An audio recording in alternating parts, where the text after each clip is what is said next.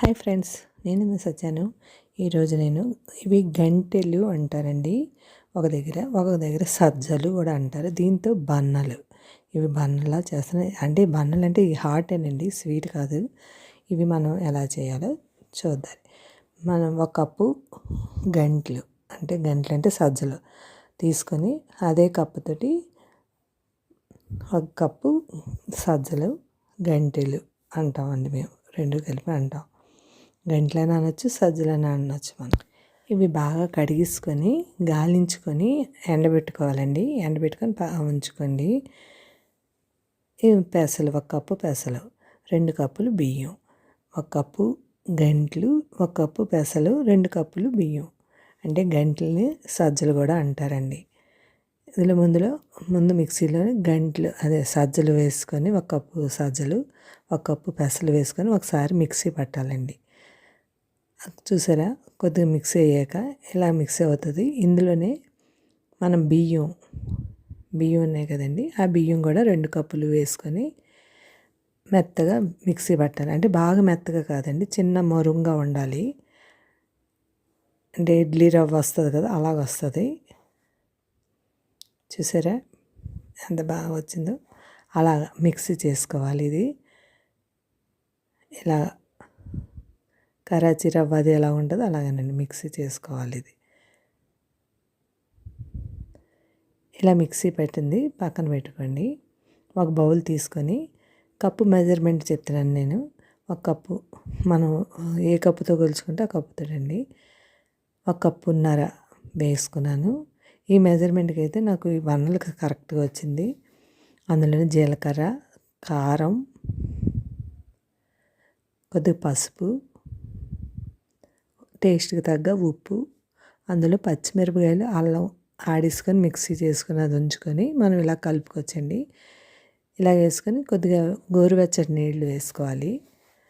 బాగా వేడిగా ఉండకూడదు, గోరువెచ్చటి నీళ్ళు వేసుకొని కలుపుకొని ఇలా కలుపుకోవాలండి. కలుపుకొని ఒక గంట నానాలి. అంటే 20 నిమిషాలైనా నానాలండి. పక్కన నానబెట్టుకొని ఉంచుకొని అందులోనే ఇది ఎండుమిర్చి నానబెట్టే నీళ్ళలో మిరపకాయలు వేసి, ఎండుమిర్చి వేసి అది మిక్సీ చేసిన ముద్దండి. అది వేసుకొని కలుపుకోవాలండి. కలుపుకుంటే కమ్మగా ఉంటాయి, టేస్ట్ కూడా బాగుంటుంది. మనం ఇలాగా ఈ పెనం ఉంది కదండి, పొంగడాల పెనం, ఇందులోనే మనం నూనె వేసుకొని కొద్దిగా 2 స్పూన్లు నూనె పడుతుంటుందండి. వేసుకొని దాంట్లోనే రాసుకొని ఇలా బాగా కాలాలి పెనం. ఆ కాలిన పెనంలోనే మనం ఇది వేసుకోవాలి. ఈ ముద్ద అంతా నేను ఈ కప్పుతో వేసిన మెజర్మెంట్కి సరిగ్గా కరెక్ట్గా వచ్చేయండి. కప్పున్నర ఆ పిండికి మనకి దీనికి కరెక్ట్గా సరిపోయి నాకు ఇలా వేసుకొని దాంట్లోనే నూనె కూడా మీదన వేసుకోండి. నూనె మీదన వేసుకొని హై కాకుండా సిమ్ కాకుండా మధ్యలో పెట్టుకొని కాల్చుకోండి.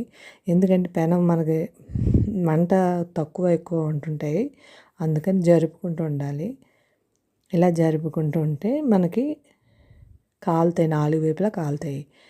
మాది చిన్న మంటలండి, అందువల్ల కొద్దిగా తిప్పవలసి వచ్చింది పెనాన్ని అటు ఇటుని. ఇలా కాలేక చూసారా, తిరగేసుకొని చేసుకుంటే ఎంతో బాగుంటాయండి ఈ బన్నలు. ఇలా అటు ఇటు కాల్చుకోవాలండి. కాల్చుకొని మళ్ళీ మూత పెట్టుకోవాలి. తిరగేసాక కూడా ఒకసారి మూత పెట్టాలి. అప్పుడు ఆ అడుగుది కూడా కాలితే బాగుంటుంది. చూసారా ఎలా కాలేయో.